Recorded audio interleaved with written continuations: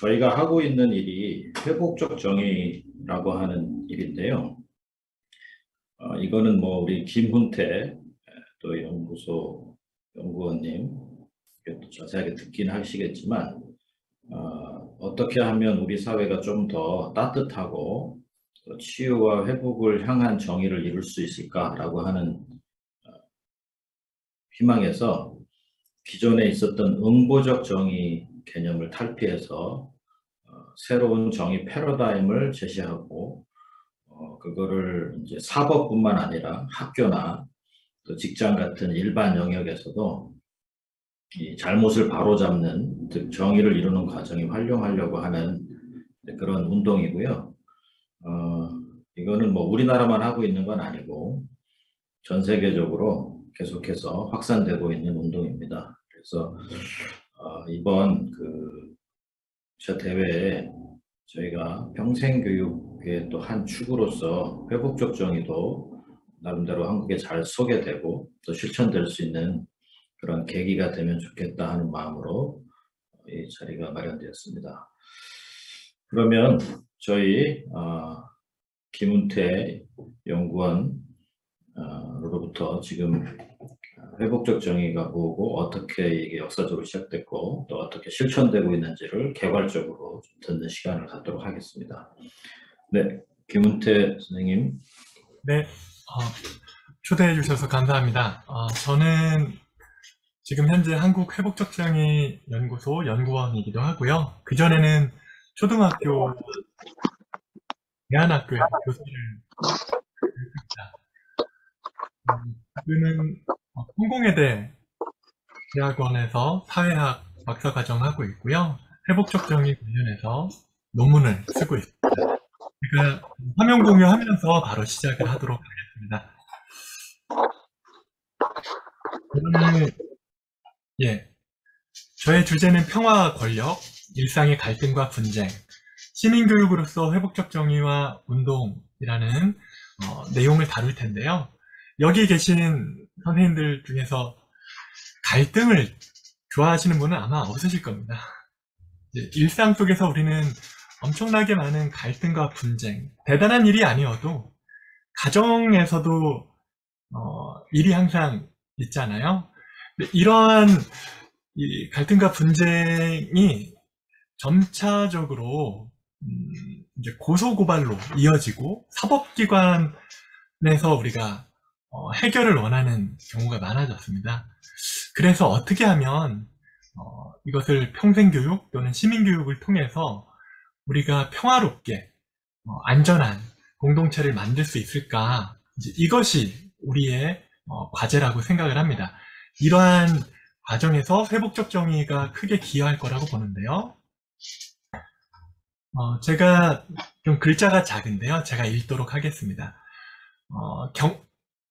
신문에 나왔던 기사를 제가 한번 가지고 와봤습니다. 경찰, 처벌보다 대화로 해결 효과가 컸다. 지난 4월 한 꽈배기 가게 30대 업주가 60대 단골 손님을 경찰에 고소했다. 코로나19로 매장 내 시식이 안 된다고 하자 술에 취한 상태였던 손님이 욕설과 폭언을 했다는 게 고소 내용이었다. 별다른 조치 없이 모욕 혐의가 적용돼 검찰에 송치될 사건이었다.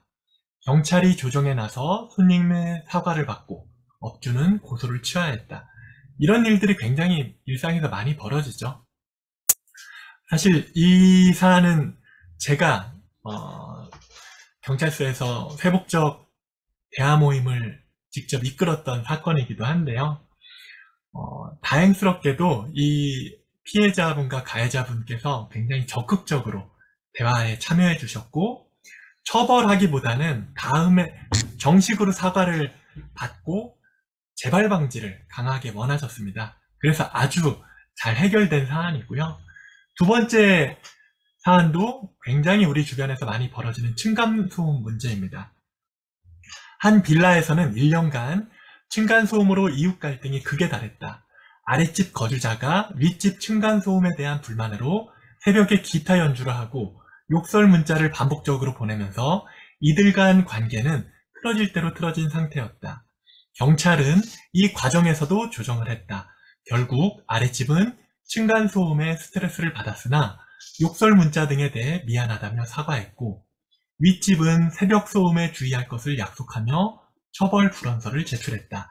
이 사건은 입건 전 종결 처리됐고 이후 이들로부터 재신고는 접수되지 않았다고 한다.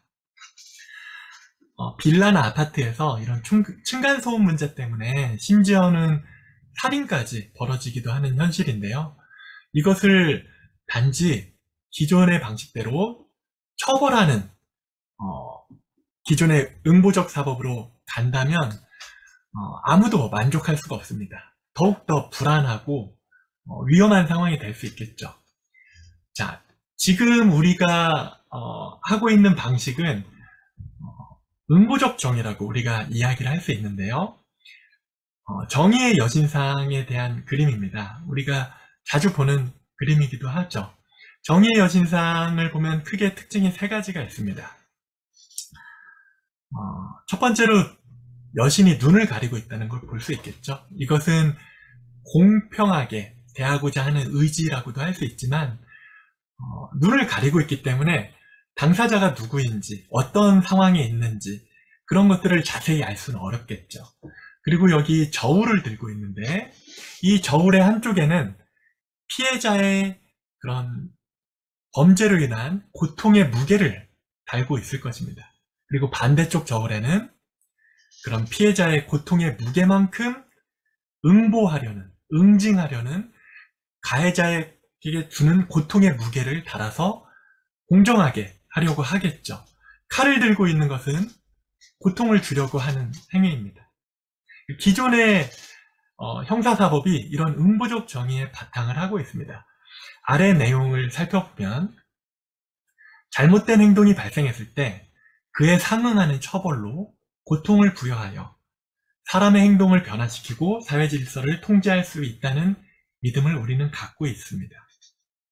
그래서 아주 어린아이들도 잘못을 누가 저지르면 학교에서도 그렇습니다. 가정에서도 그렇고요. 잘못을 저지르면 혼나고 벌을 받는다고 생각을 하게 되죠. 그렇기 때문에 아이들이 어떻게 행동을 하나요? 잡아떼거나 거짓말하거나 회피하려고 하는 경우가 많죠. 이것은 실제로 범죄를 저지른 가해자들도 똑같은 행동을 벌입니다. 그럴 때 피해자는 어떨까요? 피해자는 그 모습을 보고 있으면 2차 피해를 겪게 되죠. 상당히 기존의 응보적 정의 또는 응보적 사법이 너무나 당연하다고 우리는 생각을 하고 있지만 그것이 정말로 좋은 결과를 가지고 오느냐? 실제로는 그렇지 않다는 것입니다. 조금 더 역사적인 측면을 살펴본다면요. 응보적 정의는 형벌에 의한 정의라고 할 수 있어요. 죄를 저질렀으면 반드시 처벌해야 된다. 형벌을 취해야 된다. 이렇게 이야기를 하는 것이 응보적 정의잖아요. 기존의 형사사법은 국가가 죄에 상응하는 형벌을 범죄자에게 부과함으로써 침해된 법질서가 회복된다고 믿고요. 형벌의 위협에 의해 범죄가 예방될 수 있다고 믿습니다. 여기서 중요한 것은 국가가 형벌을 범죄자에게 부과한다는 것인데요. 이때는 피해자도 국가가 됩니다.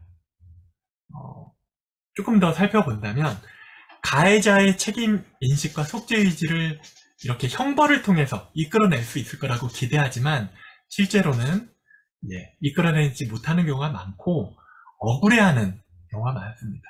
주변에서 많이 보죠. 처벌을 받으면 나만 그런 게 아닌데 내가 이 정도로 처벌을 받아야 되나? 그리고 심지어는 나는 처벌을 받았으니까 책임을 다 했다라고도 생각을 합니다. 그렇게 되면 실제로 이 사람이 책임을 다하는 것은 아니죠. 그 관계 속에서. 그리고 범죄 예방 효과가 예상보다는 크지 않다는 연구 결과가 상당히 많이 나와 있습니다. 이제 더욱이 문제는 범죄자 중심으로 구성된 형사사법이잖아요. 이것은 형벌 중심이기 때문에 그렇습니다. 범죄를 저질렀다면 처벌해야 된다. 누가 잘못을 저질렀는가? 어떤 잘못을 저질렀는가, 그래서 어떻게 처벌할 것인가, 이것이 기존의 응부적 정의이고 범죄자 중심으로 될 수밖에 없겠죠. 이제 그러한 형사사법 과정에서는 피해자가 주변적 존재나 잊혀진 존재로 취급받을 수밖에 없습니다. 이것이 굉장히 안타까운 일인데요. 이제 법정에서도 피해자는 증인의 역할을 한다거나 방청석에서 그 사법 과정을 지켜보는 역할밖에 할 수가 없습니다. 이것은 굉장히 우리의 상식과 또 배치되는 일이죠. 범죄가 벌어져서 피해가 발생했을 때 우리는 당연히 가해자보다 피해자에게 더 많은 관심을 기울여야 한다고 아마 생각하실 겁니다. 그러나 현실은 형벌 중심의 응보적 사법이기 때문에 가해자를 항상 중심에 놓고 가해자 처벌에 초점을 맞추다 보니까 피해자는 주변적 존재나 잊혀진 존재가 되고 피해 회복은 굉장히 어려운 일이 되죠. 자, 이에 대한 비판으로 피해자 학이라는 것이 20세기에 나타났고요. 그 뒤에 회복적 사법 또는 회복적 정의가 발전하게 되었습니다. 흔히 회복적 정의의 아버지라고 하는 회복적 사법 또는 회복적 정의의 그런 이론 체계를 아주 잘 정립한 미국의 하워드 제어 교수님이 계십니다. 이분께서 쓰신 책이 Changing Lenses, 우리나라에서는 우리 시대의 회복적 정의라고 해서 이번에 새롭게 또 나왔습니다. 이분의 그런 주장은 이런 것이에요. 이분이 아마추어 사진작가이기도 하신데요. 카메라의 렌즈를 바꾸면 초점이 달라져 피사체가 새롭게 보인다는 것입니다. 우리는 그동안 응보적 정의의 렌즈로 세상을 바라봤죠. 그게 너무나 당연하다고 생각했고, 처벌을 하면 속죄하고 죄를 반성하고 다시는 그런 범죄를 저지르지 않을 거라고 보았지만 현실은 달랐습니다. 자, 이에 비해서 회복적 정의는 완전히 렌즈를 바꾸는 것인데요. 구성원 간의 갈등을 법의 위반이 아닌 관계의 훼손으로 봅니다. 기존의 형사사법, 그러니까 응보적 정의에서는 분명히 잘못을 저질렀다 하더라도 그것이 법률에 나와 있지 않으면 처벌할 수 없었습니다. 실제로. 그렇기 때문에 사실관계를 밝히고 법률에 위배되는지, 이것이 정말로 유죄인지를 따지는 것이 엄청나게 중요한 일이었죠. 그렇지만 실제로 그 범죄를 겪은 피해자와 공동체 그리고 가해자까지 포함해서 중요한 것은 그들의 관계가 훼손되었다는 겁니다. 그리고 정말로 핵심적인 것은 피해자가 피해를 입었다는 사실이죠. 그래서 가해자 처벌이라는 것을 부정할 수는 없다고 하더라도 우리의 렌즈의 초점을 발생한 피해에 집중할 필요가 있다는 것입니다. 그것이 훨씬 더 성숙한 시민의식이라고 생각을 하는데요. 발생한 피해에 집중하여 가해자의 자발적인 책임을 이끌어내는 것이 좀 더 정의로운 해결이라고 할 수 있겠습니다. 그래서 회복적 정의에서는 사법기관의 모든 것을 의탁하는 것이 아니라 공동체 구성원의 참여를 통해서 피해자와 가해자라는 당사자뿐만 아니라 피해자와 가해자와 관련된 그런 공동체 구성원들이 가능한 모두 참여해서 이웃들만이 아니라 관련된 공무원들이나 경찰이나 우리 공동체를 구성하는 주요 구성원들이 함께 이 문제에 대해서 이야기를 통해서, 대화를 통해서 해결하는 것을 목표로 합니다. 그래서 우리가 이런 표로 조금 더 선명하게 구분을 해볼 수 있겠죠. 기존의 응보적 정의에서는 목표가 가해자 처벌입니다. 이게 실제로 지금의 사법 시스템이기도 하고요. 학교나 직장이나 어떤 사회 조직에서 모두 이러한 응보적 정의 관념을 강하게 갖고 있기 때문에 일단은 가해자를 찾으려고 하고 처벌하려고 합니다. 이에 비해서 회복적 정의는 좀 더 실제적으로 피해자의 피해 회복에 목표를 두려고 합니다. 또 그러한 정의를 이루는 방식은 응보적 정의에서는 강제적 책임 수행을 중요하게 여깁니다. 학교에서도 아이들이 학폭으로 들어와서 이제 처벌을 할 때도 강제적으로 정학을 시킨다거나 아니면 옛날 같으면 화장실 청소를 한 달간 시킨다거나 이러한 방식으로 책임 수행을 하게 했죠. 그런데 실제로 아이들은 화장실 청소를 한 달간 하는 것을 통해서 책임을 느끼지는 않습니다. 억울해하는 경우가 많죠. 그리고 피해자에 대한 원망도 커지기 쉬워요. 너 때문에 내가 화장실 청소를 한 달간 했다. 너 가만 안 둬. 이러는 경우가 상당히 많습니다. 더욱 큰 문제는 가해자가 화장실 청소를 한 달간 한다는 게 피해자의 피해 회복에는 별 도움이 안 된다는 거예요. 오히려 예를 든다면 급식실에서 아이들이 장난을 치다가 한 친구를 밀쳐서 오른쪽 팔이 부러졌다고 해보죠. 그럴 때 그 팔을 부러뜨리게 한 가해 학생을 찾아내서 화장실 청소를 한 달간 시키는 강제적 책임 수행을 했다고 하는 것은 정작 오른팔이 다쳐서 기부스를 한 친구에게는 별 도움이 안 되겠죠.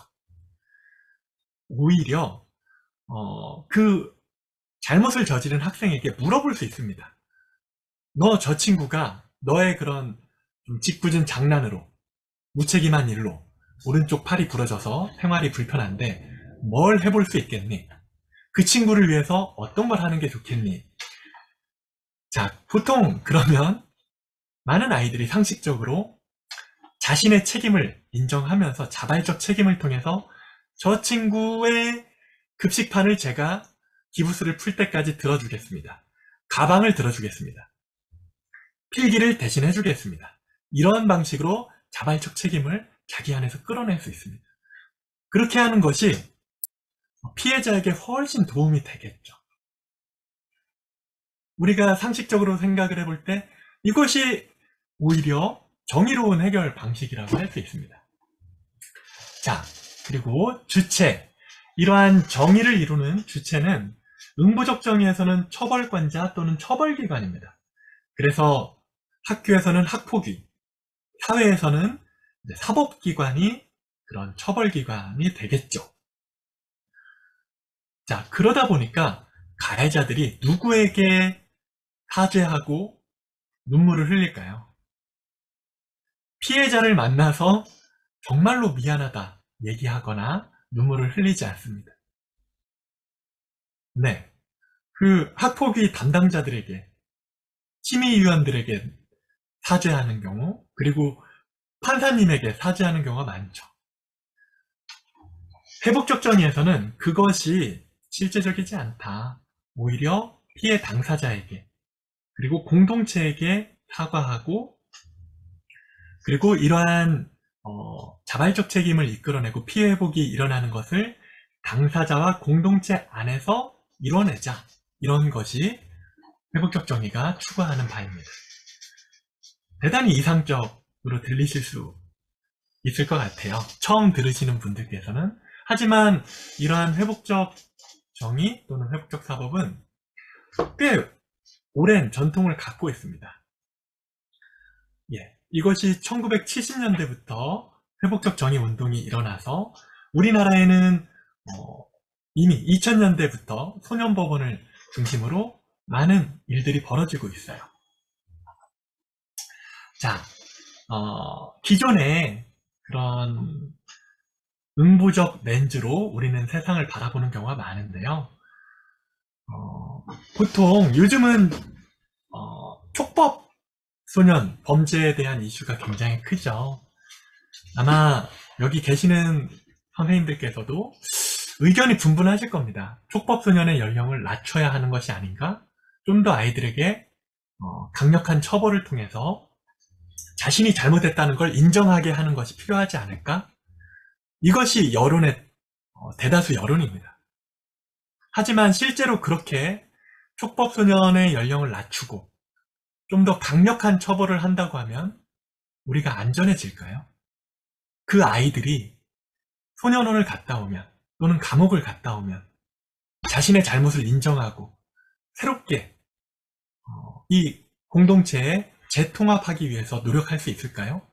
오히려 낙인이 찍히고 그 소년원이나 감옥 안에서 범죄 네트워크를 형성해서 좀 더 위험한 인물로 돌아오진 않을까요? 우리는 그렇게 소년원에서 형기를 마치고 돌아온 아이들을 정말로 이 아이는 책임을 다했으니 우리가 환영을 해야 된다고 생각을 할까요? 저는 그렇지 않을 거라고 봅니다. 자, 이러한 우리들의 그런 응부적인 그런 여론에는 언론의 역할이 대단히 크다고 봐요.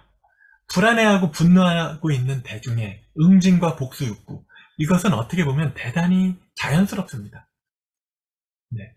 폐륜적인 범죄나 정말로 입에 담을 수 없는 그런 끔찍한 범죄 사건을 보면 당연히 화가 나죠.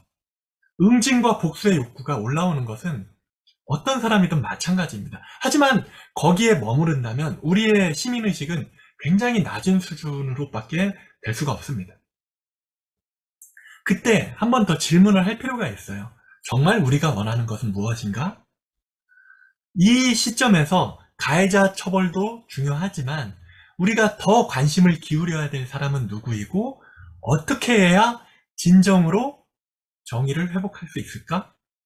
이제 그러한 질문을 던지게끔 언론이 성숙하게 이끌어갈 필요가 있는데 오히려 그런 부정적인 응징과 복수 욕구를 언론이 조장하고 그걸 통해서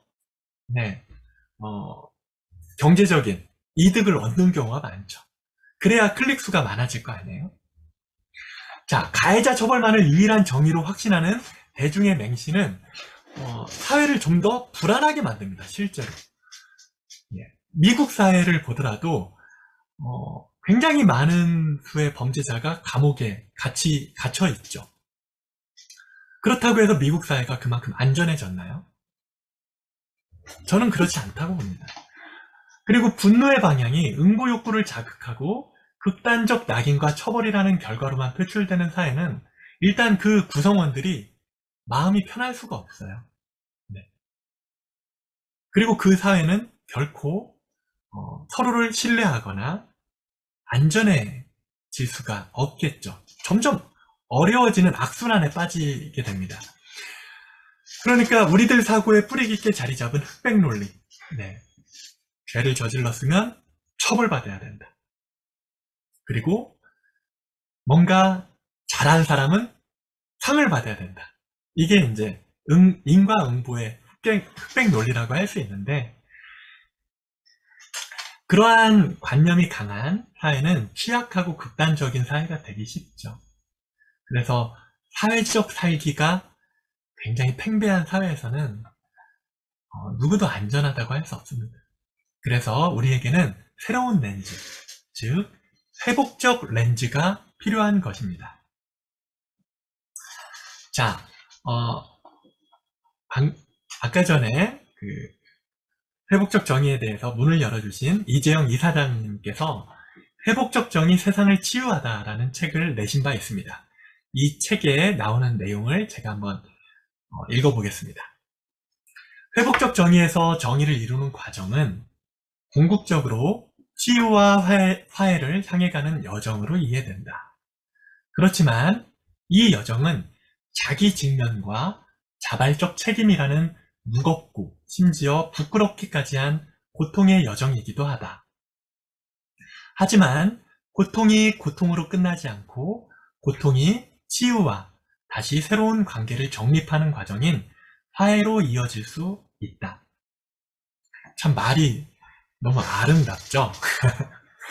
사실 저는 회복적 정의에 대해서 알게 된 것은 2010년대 초반이었습니다. 그리고 회복적 정의를 더 공부하고 실천해야겠다고 마음을 먹은 것은 세월호 참사가 벌어진 뒤였어요. 여기 계신 많은 분들도 그러시겠지만 굉장히 큰 충격을 받았고, 어떻게 하면 이 사회를 안전하게 할 수 있을까? 그 방법이 무엇일까에 대한 고민에서 회복적 정의가 그 길이 아닐까. 네, 사실 지금도 세월호 참사는 그 진실 관계가, 그 사실관계가 제대로 밝혀지지 않았습니다. 거기에는 상당히 많은 이해관계가 있고요. 검찰의 문제도 상당히 심하게 있겠죠. 저는 2019년부터 처음 개설된 이 회복적 정의 전문가 과정을 이제 3급부터 차근차근 2급, 1급까지 작년까지 밟게 되었는데요. 제가 이제 전문가 과정을 밟으면서 깨달은 것 중에 하나가 여기 나오는 자기 직면이라는 게 정말로 어려운 것이구나, 이거였습니다. 평생교육, 시민교육과 관련해서도 제가 항상 관심을 갖고 보는 것이 뭐냐면 자기 자신을 있는 그대로 바라보는 것. 이제 여기에서는 만약 범죄를 저지른 가해자라면 자기 잘못을 인정하고 자기 책임을 직면하는 문제일 텐데요. 이것이 상당히 어려워요. 그래서 회피하거나 거짓말로 넘어가려고 하는 경우가 많은데, 사실 이러한 측면은 우리가 평생교육을 통해서 시민의식이 성숙해지는 과정에 아주 핵심적으로 넘어서야 될 어떤 고비가 아닐까 생각을 합니다. 우리가 갖고 있는 응부적 정의, 이것을 나는 잘못을 저질렀으면 처벌해야 된다는 응부적 정의관을 강하게 갖고 있구나, 이건 역시 직면하고 넘어서야 될 부분이라고 생각을 해요. 그렇다면 무엇이 정말 중요한 것일까? 그래, 가해자보다 피해자의 피해 회복이 더욱 중요한 것이 맞아. 네, 그렇다면 나는 무엇을 할 수 있을까? 우리 사회에 많은 어려움을 겪는 사람들이 있습니다. 그런 피해자들, 가정폭력이나 학교폭력이나 이 사회에 어려움을 겪고 있는 사람들을 위해서 나는 가해자가 아닐 수 있지만 공동체 구성원으로서 어떤 책임을 다할 수 있을까? 이것은 반드시 가해자만의 자발적 책임이 아니라 우리 공동체 구성원들의 자발적 책임이 필요한 일이라고 보거든요. 이제 그러한 과정에서 어떤 전환점이 생기지 않을까 생각을 합니다. 이제 그것이 회복적 정의가 또는 회복적 생활교육이 이 평생교육에서 중요한 역할을 하게 될 거라고 저는 보는 부분인데요. 우리가 정말로 추구하는 것은 화해와 치유이지만 당장 우리가 문제 삼아야 되는 것은 우리 자신의 그런 직면, 그리고 우리 자신의 그런 책임을 돌아보는 것이라고 봅니다. 자, 그래서 이제 거의 제 얘기는 좀 마무리로 가려고 하는데요. 회복에 5가지 요소가 있다고 할 수 있습니다. 첫 번째로 피해 회복입니다. 우리가 추구하는 사회, 그러니까 안전하고 평화로운 공동체와 사회를 이루기 위해서 우리는 무엇을 회복해야 할까 했을 때 첫 번째로 피해자의 피해 회복을 하는 것이 필요하죠. 실제로 피해자학이 생기고 회복적 사법이 많이 알려지면서 경찰이나 검찰이나 법원에서 그런 피해자에 대한 관심이 많이 늘긴 했어요. 하지만 아직까지는 처벌 중심의 사법이다 보니까 피해 회복은 부차적인 일처럼 여겨집니다. 우리가 정말로 이 사회가 안전하고 평화롭기 위해서는 피해자의 피해가 회복이 되어야 해요. 그러려면 그 피해자는 사실상 가해자를 만나서 가해자를 직접 대면해서 자기의 어려움과 고통을 호소하고, 그리고 스스로 자아의 힘을 회복하는 것이 필요합니다. 그럴 때 궁극적으로 피해자는 이 사회에서 다시금 한 구성원으로서 힘있게 참여할 수 있게 된다고 할 수 있어요. 자, 첫 번째로 그런 피해 회복이 중요하다면 두 번째로는 이러한 자발적 책임, 특히 가해자의 자발적 책임이 회복되는 것이 중요합니다. 강제적인 책임 수행은 아까 말한 것처럼 사실은 대단히 형식적이에요. 강제적인 책임 수행을 했다고 해서 그런 가해자들이 정말로 속죄하거나 반성하는 경우는 드뭅니다.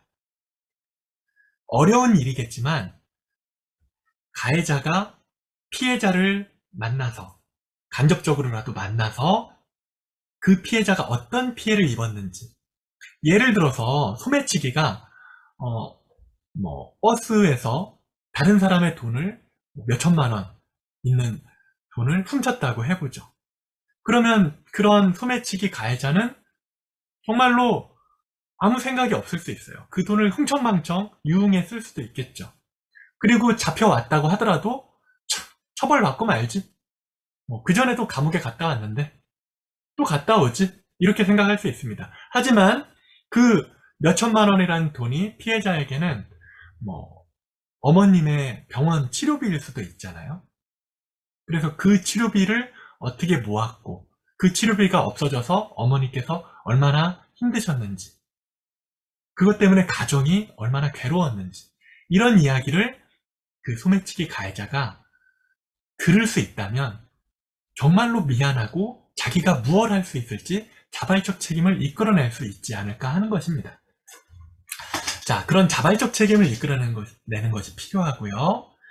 그리고 그 과정에서 관계 회복이 필요하다고 할 수 있겠죠.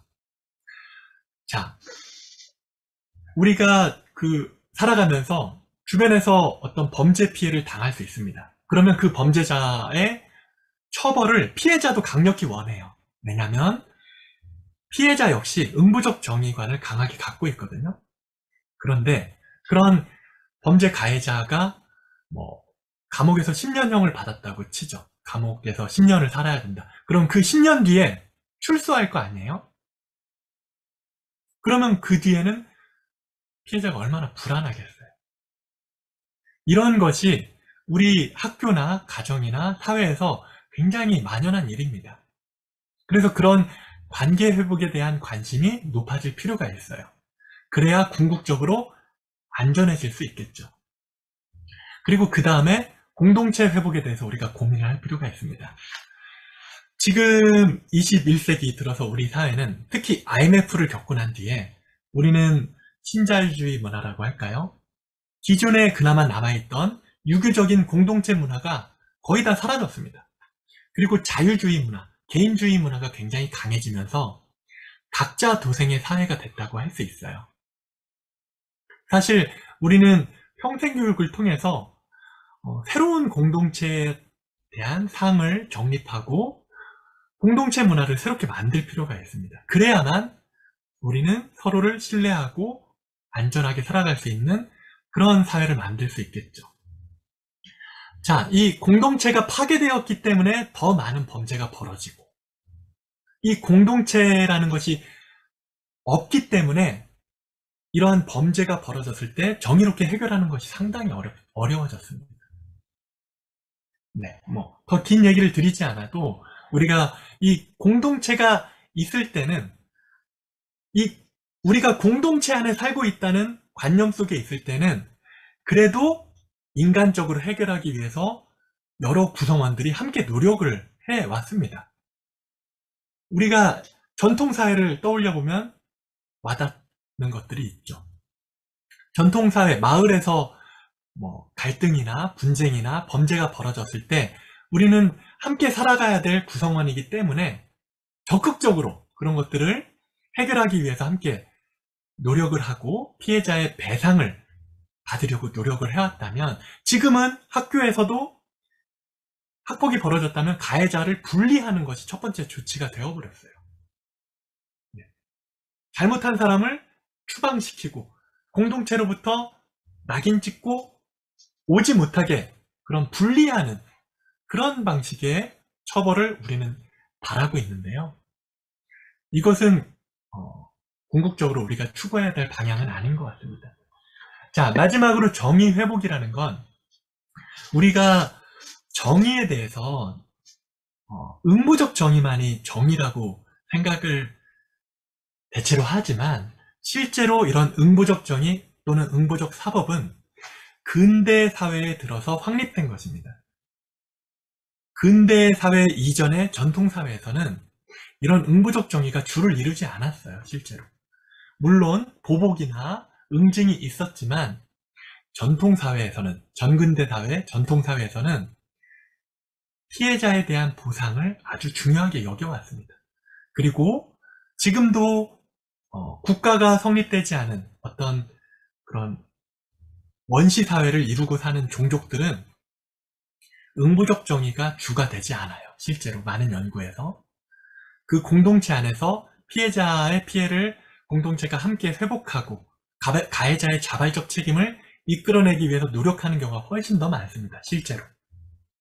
자, 그렇다면 정의란 무엇인가 라고 했을 때 정의는 올바른 이치, 우리가 생각하는 의로운 것, 올바른 그런 관계, 이치 이런 것들을 다시 바로잡는 거라고 할 수 있겠죠. 네, 순리대로, 이치대로 제대로 돌아가는 것입니다. 그것이 회복이라는 그런 가치와 연결된다고 할 수 있겠어요. 그래서 저는 이제 연구자로서 개인적으로 응보적 정의보다 회복적 정의가 좀 더 올바른 정의관념이라고 생각을 합니다. 그리고 미래에는 당장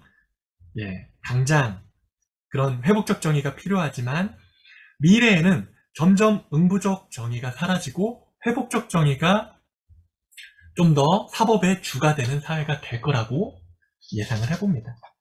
자, 제가 이제 마무리하도록 하겠습니다. 한국의 회복적 정의 운동을 살펴보면서 이제 제 이야기는 좀 정리하려고 하는데요. 한국에서 회복적 정의 연구는 1990년대 중반에 사회복지학에서 특히 교정복지 영역에서 시작되었습니다. 교도소나 구치소에서 그런 교정을 하는 것, 소년원, 그런 교정복지 영역에서 가장 먼저 도입돼서 연구되었고요. 지금 이재용 이사장님 같은 경우는 그 시기에 이미 미국에 건너가셔서 이스턴 메노나이트 대학교 같은 회복적 정의의 선구적인 연구대학교에서 이제 공부를 하신 분들도 계시죠. 그리고 2000년대 들어서는 회복적 사법 영역에서 본격적인 연구와 실천들이 대학과 국책연구기관을 중심으로 이루어지기 시작했고요. 그리고 가정법원이나 소년법원에서 실제로 많은 실천들이 이루어졌습니다. 2010년 이후에는 회복적 정의 운동이 특히 학교의 생활교육 영역으로 확대되기 시작하여서 경기도교육청이나 서울교육청을 중심으로 많은 학교와 교육청 등에서 회복적 생활교육이란 이름으로 이루어지고 있습니다. 우리 한국은 독특한 게 회복적 사법도 많이 이루어지고 있지만 다른 나라에 비해서 특징적인 것이 회복적 생활교육이 굉장히 활발하게 이루어지고 있는 나라라는 것입니다. 이것이 학교나 교육청뿐만 아니라 지역사회에서도 회복적 마을교사라는 이름으로 이 회복적 생활교육이 가정과 마을에서도 이루어지고 있습니다. 제가 살고 있는 서산에도 교육청과 시청과 연계해서 회복적 마을교사를 양성해서 마을에서 벌어지고 있는 그런 갈등 문제, 그리고 학교에서 아이들이 벌어지고 있는 갈등이나 관계의 문제를 대화 모임 또는 서클이라는 이름으로 활발하게 이루어지고 있습니다. 자, 그리고 2020년부터는 준비기관을 거쳐서 회복적 경찰활동이 이제는 전국적으로 적극적으로 실시되고 있고요. 저 같은 경우에는 제가 살고 있는 곳은 서산인데 서산경찰서와 그 옆에 있는 태안경찰서에서 회복적 경찰활동 대화모임 조정 전문가로 활동하고 있습니다. 지금 회복적 경찰활동이 많이 벌어지고 있어서 포털 사이트에서 회복적 경찰활동 이렇게 검색을 해보시면 뉴스 기사들을 많이 볼 수 있습니다. 자, 그래서 회복적 정의 운동에는 정말로 다양한 실천이 있는데요. 기존의 회복적 사법뿐만 아니라 회복적 생활교육, 회복적 경찰활동, 그리고 교도소나 구치소, 소년원에서 벌어지는 회복적 교정, 그리고 회사나 교회, 어떤 단체들에서 벌어지는 회복적 조직에 대한 관심이 많이 일어나고 있고요. 심지어는 남양주 별내라는 곳에서는 회복적 아파트가 전 세계 최초로 만들어지기도 했습니다. 나아가서 이제 외국에서는, 특히 영국 같은 나라에서는 회복적 도시라고 해서 교육청, 시청, 경찰서가 연계해서 도시 자체를 회복적 정의를 추구하는 그러한 도시로 탈바꿈하는 운동들이 실제로 많이 벌어지고 있습니다.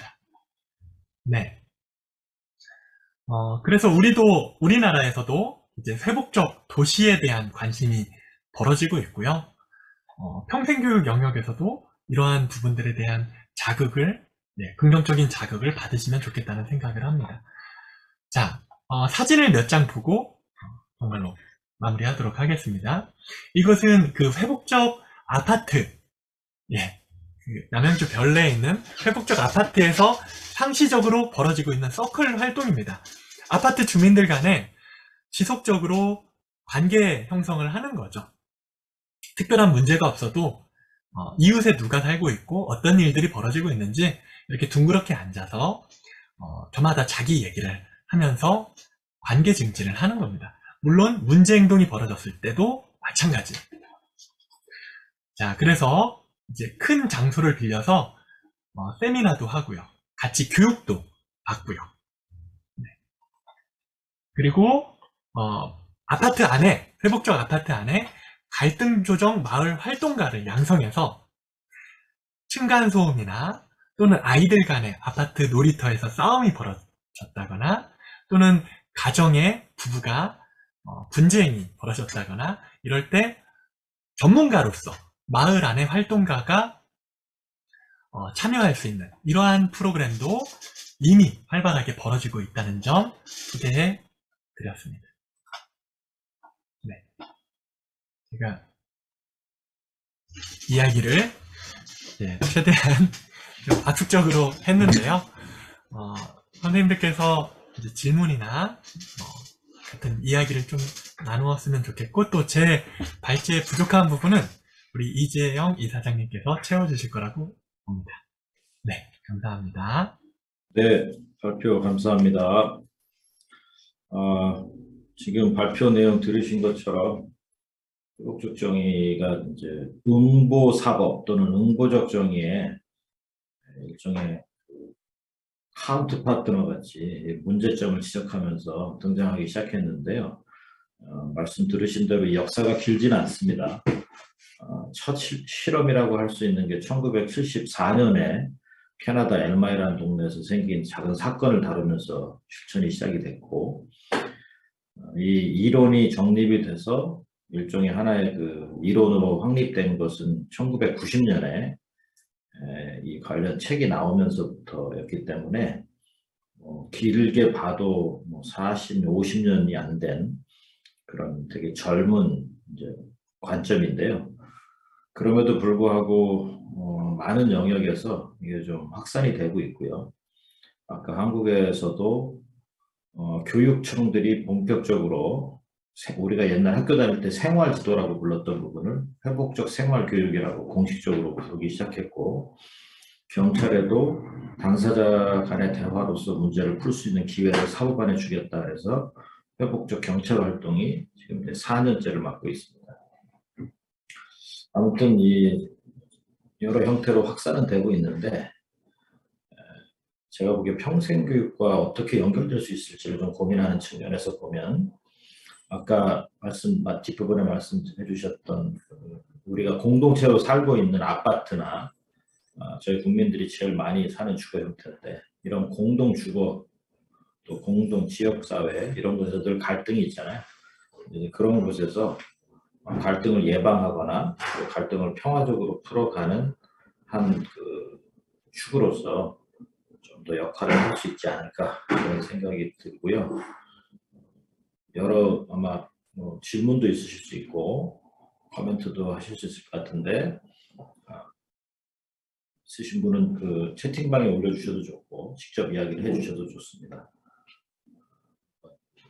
지금 채팅방에 올라온 게 하나 있는데 박인종 선생님께서 지적해 주신 부분이 있습니다. 뭐 이렇게 보면 동양 사회에서도 이런 이야기가 이미 중국시대 말부터 있었고 또 맹자가 지적한 왕도 정치, 뭐 패도 정치 논의에서도 전개가 된 지점이 있습니다. 다만 우려가 계신데 회복적 정의가 사법적 정의보다 중요하다는 것은 혹 가해자의 논리가 될 수 있는 위험성이 있다. 뭐 밀양이라는 영화에서도 보면 회복할 수 없는 피해가 있는데 이 피해자들이 회복을 강요하는 압박이 되지 않을까라고 하는 우려가 있다라는 것을 지적해 주셨고 뭐 가해자의 회개도 중요하지만 회복 불가능한 피해를 본 피해자의 마음이 더 중요하다고 봅니다. 아마 그런 우려를 그러니까 피해자에게 이게 무슨 그 피해 입었지만 회복하는 게 더 중요하다 이렇게 혹시 강요가 되지 않을까라고 하는 우려 말씀해 주셨습니다. 혹시 김은태 선생님 그 관련해서 네. 불평해 주실 게 있으면. 좋은 말씀 감사합니다. 사실 저도 이제 이것이 동양의 관점에서 이제 그 육아와 법가의 그런 대결 논리 이 부분에 대한 관심을 갖고 있기도 합니다. 그래서 굉장히 성찰적인 말씀 감사하고요. 이것은 좀 더 연구될 필요가 있는 것 같습니다. 이 회복적 정의라는 것이 캐나다나 미국을 중심으로 서양에서 발전해 온 것인데 우리 동양에서는 이런 부분이 어떤 역사적 유래가 있는지에 대한 연구도 앞으로 좀 필요하다는 생각이 들고요. 다만 제가 이제 좀 말을 너무 좀 이렇게 뭐랄까요 합리적으로 못한 부분이 있는 것 같은데요. 이것은 저는 이제 연구자로서 사법의 문제를 파악해서 계속 탐구해서 들어가다 보니까 응보적 정의에서 이야기하는 처벌이라고 하는 것이 잘못됐고 무의미하다고 보지는 않습니다. 당연히 그 범죄 사안에 따라서는 범죄 가해자를 적절한 그런 강제력을 통해서 처벌을 할 수도 있고요. 심지어는 추방을 할 수도 있다고 봅니다. 그러니까 사회와 격리해서 치료할 필요도 있는 경우도 있다고 봅니다. 하지만 이제 범죄 사건이 벌어지는 것이 가해자와 피해자만의 문제는 또 아니라고 생각을 해요. 거기에는 다양한 사회적인 원인들, 충의들이 있다고 생각을 합니다. 물론 이때 중요한 것은 말씀하신 것처럼 피해자의 입장이 상당히 중요합니다. 그래서 이것은 회복적 정의의 다양한 프로그램들이 있지만 피해자가 원치 않는다면 강요될 수 있는 문제는 아닙니다. 네. 피해 회복에 도움이 되는 방향으로 가해자에 대한 대응을 이끌어가야 된다는 생각입니다. 이것이 정말로 선생님 말씀처럼 왜곡된다면 가해자에게 솜방망이 처벌을 한다거나 가해자가 법망을 빠져나오기 위한 그런 왜곡 논리로 사용할 수 있다는 점은 지적하신 바가 저는 충분히 맞다고 보는데요. 우리가 궁극적으로 추구하는 것은 말씀하신 것처럼 피해자의 피해 회복이라는 것을 다시 한번 강조하고 싶습니다. 네. 제가 요거 관련해서 하나 또 저도 드리고 싶은 말씀이 있는데요. 지난 일요일이 한글날이잖아요. 10월 9일. 10월 9일이 제가 아는 어떤 피해자분한테는 되게 또 아픈 날인데, 여러분 고정원이라는 분은 아마 잘 들어보셨는지 모르겠는데 유영철은 아마 많이 들어보셨을 겁니다. 연쇄살인 유영철. 유영철이 21명을 살해했는데 그 중에 3명의 가족이 살해되신 분이 고정원 선생이라고 합니다. 지난 10월 9일이 그분한테는 기일입니다.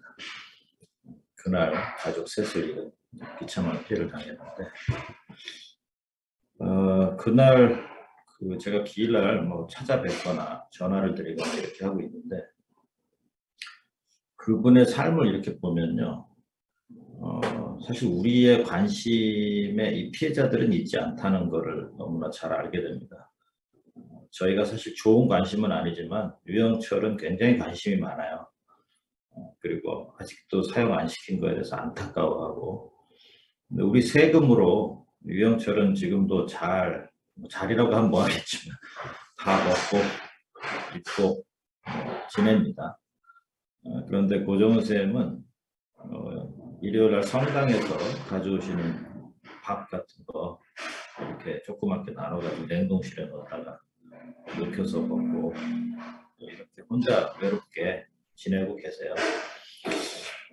제가 이런 거를 볼 때마다 우리 사회는 관심이 왜 가해자에게만 가 있고, 법무부에 제가 문의했을 때도 피해자 구조 금액보다 가해자들을 먹이고 입히고 훈련시키고 하는 이런 데 쓰는 돈이 거의 1000배 이상의 예산을 쓰고 있습니다. 저는 그게 잘못됐다고 보진 않지만 우리 사회의 균형이 무너져 있다는 건 분명한 것 같아요. 우리의 절대적 관심은 가해자에게 가 있고, 그 이유는 음보적 정의라는 패러다임이 상식이 되어 있기 때문에 그렇습니다. 본의 아니게 가해자 처벌, 또 가해자의 책임, 여기에만 우리가 몰두하고 있지, 그 책임이 결국 피해자를 회복하고 있는지, 우리 사회 공동체가 피해자를 돌보고 있는지, 이런 면에서는 사실 전혀 관심이 없죠. 미랑이란 영화에서도 그 전도연 씨 역할을 맡은 분이 가서 진짜 용서할 마음 갖고도 갔는데, 그 사람은 종교로부터 용서받았죠. 하나님으로부터 용서받았다고 얘기하고 피해자는 되게 황당해하고 쓰려하는 모습을 봅니다. 결국 우리가 가해자에 대해 집중하는 사이에 피해자의 필요가 외면돼 왔고, 그것은 또 다른 트라우마로 사회에게 굉장히 큰 아픔을 주고 있다는 것은 저희가 부인할 수 없습니다. 저는 여기 우리가 평생 학습, 평생 교육에 대한 관심인데, 사법은 어쩔 수 없이 가해자 응징에 집중할 수밖에 없지만 사회 공동체는 피해자의 회복과 사회 공동체의 치유를 위해서 또 다른 관점의 정의 패러다임이 필요하다라고 하는 생각을 또 하지 않을 수 없고요. 그런 측면에서 학교나 사법의 청소년 문제를 다루는 영역에서 특히 이 회복적 정의가 좀 잘 적용되고 확산돼 갈 필요가 있지 않나, 이런 말씀을 좀 올려주셨습니다. 네. 제가 시간이 아직 많지 않은데 그래도 한 4, 5분 남았기 때문에 혹시 질문 있으신 분, 예, 김말순 선생님. 소해제. 예. 저 평생 교육과 사회 회복적 정의라는 이런 논점으로 강의가 있어서 굉장히 관심 있게 듣게 됐는데요. 그 평생 교육이 요람에서 무덤까지라 한 교육인데, 여기서 회복적 정의가 들어갈 영역이 어떤 부분일까? 아까 말씀하신 여러 장르들이 있겠지만, 우리가 좀 더 이렇게 꼭 뭐 피해자, 가해자, 이게 뭐 응보적 정의 어떤 사건이 있어서만 아니라 일상에서도 좀 적용할 수 있는 부분들이 있지 않을까? 그 어떤 공동체만 아니라. 그래서 이 평생 교육과 이 회복적 정의를 좀 더 논의된 부분이 우리나라 외에 다른 곳도 있는지, 이런 논문이라는 이런 것들이 있는지, 아까 뭐 어떤지 많은 것은 없다라고 말씀하셨지만 좀 듣고 싶어요. 혹시나 그러니까 평생 교육과 회복 정의를 가지고 이렇게 한 장은 제가 이제 잘 몰라서 그런지 몰라도 처음 접해봐 가지고요. 저도 평생 교육에 관심이 있고 회복적 정의도 관심이 있지만 그래서 좀 궁금하고 그렇습니다. 네. 네, 김은태 네. 선생님, 혹시 의견 있으면 주세요. 네. 이제 교육 영역에서 회복적 정의가 상당히 세계적으로 많이 관심을 갖고 연구되고 있고요. 이제 회복적 정의가 추구하는 것의 가치가 인간의 존엄성, 그리고 그런 존엄한 존재에 대한 존중, 그리고 이제 책임에 대한 부분이라고 할 수 있거든요. 존엄, 존중, 책임에 대한 부분, 이러한 가치가 사실 가정에서부터 이루어질 필요가 있겠죠. 그래서 회복적 가정에 대한 주제로 많은 연구나 실천들이 이루어지고 있습니다. 가정에서 아이를 어떻게 대해야 될지, 어떻게 하면 아이를 존중하고 아이의 존엄성을 인정해 줄지, 이런 것이 아이들이 부모님이 아이에게 양육하는 방식에 큰 영향을 준다고 보거든요. 그것이 꼭 아이들 간의 갈등이 있을 때만이 아니라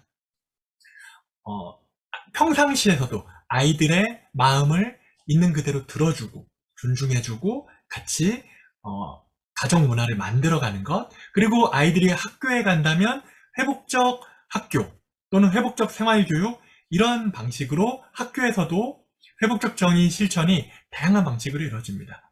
예, 아이들 간에 꼭 갈등이나 분쟁이 아니더라도 서로를 어떻게 존중하고 대화를 할 것인지, 관계를 어떻게 형성할 것인지, 만약 갈등이 생겼다면 어떻게 해결할 것인지, 예방할 것인지, 이런 부분들을 학교 교육에서 배울 수 있겠고요. 만약 또 사회에 나가서 어떤 회사를 다니거나 어떤 단체에서 활동을 한다면 이제 회복적 조직이라는 이름으로 또한 연구가 많이 되고 실천되고 있습니다. 그래서 사실은 평생교육과 관련해서 회복적 정의가 기여할 수 있는 바는 저는 무궁무진하다고 보고요. 정말로 회복적 정의가 단지 사법 영역에서만 활용할 수 있는 그런 방식이 아니라 가정이나 학교나 조직이나 다양한 우리 삶의 곳곳에서 실천할 수 있는 부분이라고 생각을 합니다. 네. 네, 감사합니다. 박인종 선생님께서 평생교육에서 가장 유명한 문화는 희망의 문화이라고 말씀하시고, 홈리스 브랑자, 장애들을 모아 회복 프로그램인 인문학을 성공한 책자이다라고 또 소개를 해주셨습니다.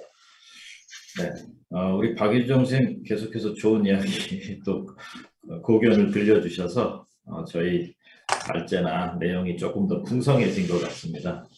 되게 한정적 시간이어가지고 저희가 이렇게 전달하려고 한 내용이 다 전달됐는지는 잘 모르겠으나, 이번 이런 기회 통해서요, 저도 또 우리 발제하신 김은태 선생님도 이 평생교육과 회복적 정의가 또 같은 방향성을 놓고 함께 걸어가는 또 동반자로서 또 주제로서 함께 더 깊이 논의되기를 바랍니다. 이 시간 허락해 주셔서 감사하고요. 저희도 계속해서 함께 노력해 보겠습니다. 네.